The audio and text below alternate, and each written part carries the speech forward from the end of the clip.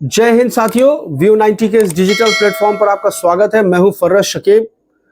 मोदी जी की कथित भ्रष्टाचार विरोधी मुहिम का सच आपके सामने आ चुका है। 4 अप्रैल 2024 को इंडियन एक्सप्रेस ने अपने फ्रंट पेज पर मोदी जी के उस कथित भ्रष्टाचार विरोधी मुहिम का काला चिट्ठा पूरा का पूरा छाप कर देश और दुनिया को बता दिया है कि ये मोदी जी की कथनी और करनी का अंतर आप खुद देख लें और फिर आपको फैसला करना है। आज हम बात करेंगे मोदी जी के परिवारवादी विरोधी मुहिम की। मोदी जी अक्सर कहते हैं विपक्ष परिवारवादी है, परिवार के लिए लड़ता है, परिवार के लिए सत्ता चाहिए, परिवार के लिए कुर्सी चाहिए। मोदी जी तो कुछ भी नहीं है, फकीर आदमी है, झोला उठाएंगे चल देंगे। लेकिन मोदी जी के परिवारवाद की एक वानगी मैं आपको दिखाना चाहता हूं। सिर्फ बिहार स्तर पर आप इसको देखकर समझने का प्रयास कीजिए। मैं राष्ट्रीय स्तर पर आज बात नहीं करूंगा। बिहार में लोकसभा की 40 सीटें हैं। 40 में से 14 सीटों पर परिवारवाद के उत्कृष्ट उदाहरण के साथ मैं आपको समझाने का प्रयास कर रहा हूं कि मोदी जी के उस कथित परिवारवादी विरोधी मुहिम का सच क्या है। आज सबसे पहले हम बात करते हैं बिहार में प्रथम चरण में होने वाले मतदान की जो 4 सीटें हैं जिन पर प्रथम चरण में यानी 19 अप्रैल को मतदान होना है। उन 4 सीटों के उम्मीदवारों को आप समझ लीजिए। जमुई में अरुण भारती उम्मीदवार हैं, लोजपा आर के उम्मीदवार हैं। और अरुण भारती का क्या परिचय है आप जानते हैं। दिवंगत रामविलास पासवान जी के दामाद, चिराग पासवान के जीजाजी, और चिराग पासवान की पार्टी एलजेपीआर एनडीए के घटक दल में शामिल है। यह पहला परिवारवाद का नमूना है बिहार में। दूसरी सीट पर आज हम बात करते हैं नवादा सीट की, जहां विवेक ठाकुर उम्मीदवार हैं। विवेक ठाकुर भाजपा के वरिष्ठ नेता सीपी ठाकुर के सुपुत्र हैं। सीपी ठाकुर अटल जी की सरकार में स्वास्थ्य मंत्री थे। बिहार भाजपा के जाने माने चेहरे हैं सीपी ठाकुर जी। उनके सुपुत्र हैं विवेक ठाकुर। वो नवादा से भाजपा की सीट पर उम्मीदवार हैं। भाजपा के सिंबल पर चुनाव लड़ रहे हैं और आज मोदी जी वहां उनके पक्ष में वोट मांगने भी आए थे। अरुण भारती के पक्ष में मोदी जी 4 अप्रैल को वोट मांगकर वापस दिल्ली जा चुके हैं। यानी 2 सीटों पर अब तक मोदी जी ने डायरेक्ट चुनावी सभा की है, उम्मीदवार के पक्ष में मतदान की अपील की है। ये दोनों उम्मीदवार परिवारवाद के उत्कृष्ट नमूनों के तौर पर आप समझ सकते हैं। बाकी की 2 सीटें हैं औरंगाबाद और गया। औरंगाबाद में सुशील कुमार सिंह भाजपा के उम्मीदवार हैं। राम नरेश सिंह उर्फ लूटन सिंह के सुपुत्र हैं और राम नरेश सिंह उर्फ लूटन सिंह भाजपा के वरिष्ठ नेता थे। चौथी जो सीट है गया की, वहां स्वयं जीतन राम मांझी जी उम्मीदवार हैं। उनके सुपुत्र बिहार सरकार के कैबिनेट मंत्री हैं संतोष सुमन। आपको पता है कि हिंदुस्तानी अवाम मोर्चा एक प्राइवेट लिमिटेड कंपनी है जिसमें जीतन राम मांझी जी हैं, उनके सुपुत्र हैं, उनकी समधन हैं, तमाम लोग हैं एलजेपीआर की तरह। अभी मैं बताऊंगा आपको। तो ये 4 सीटें हैं, चारों पर परिवारवाद के उदाहरण आपके सामने हैं।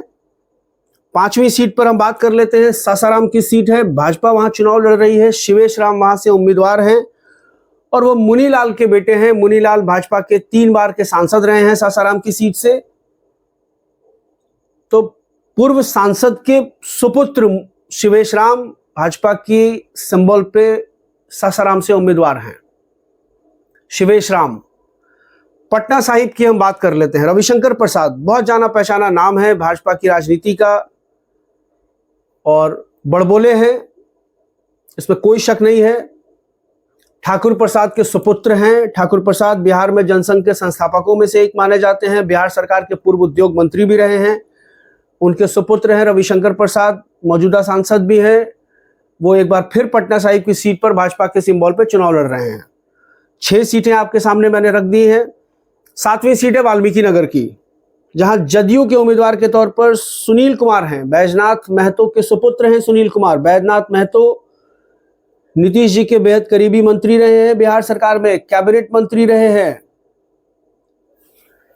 वाल्मीकि नगर की सीट से और जनता दल यूनाइटेड ने उनके सुपुत्र सुनील कुमार को अपना उम्मीदवार बनाया है। जनता दल यूनाइटेड एनडीए गठबंधन का हिस्सा है। पश्चिमी चंपारण से संजय जायसवाल उम्मीदवार हैं। संजय जायसवाल के पिता मदन जायसवाल भारतीय जनता पार्टी के वरिष्ठ नेताओं में से माने जाते हैं, पूर्व सांसद हैं। मधुबनी में अशोक यादव हैं, हुकुमदेव नारायण यादव के बेटे हैं। हुकुमदेव नारायण यादव भाजपा के वरिष्ठ नेता हैं, पूर्व सांसद हैं, उनके सुपुत्र हैं अशोक यादव, मधुबनी से वो उम्मीदवार हैं भाजपा की सीट पर। हाजीपुर में खुद चिराग पासवान, परिवारवाद का सबसे 24 कैरेट शुद्ध उदाहरण, मोदी जी के कथित हनुमान चिराग पासवान, वो खुद उम्मीदवार हैं एलजेपीआर की उम्मीदवार के तौर पर। सिवान में माले के पूर्व नेता रहे रमेश कुशवाहा की पत्नी विजया लक्ष्मी उम्मीदवार है, जनता दल यूनाइटेड के सिंबल पर चुनाव लड़ रही हैं। जीजा भी हैं, पत्नी भी है, बेटे भी हैं। और मैं आपको बताता हूं, लवली आनंद मोहन की पत्नी है, शिवहर की सीट पर जनता दल यूनाइटेड की तरफ से उम्मीदवार हैं।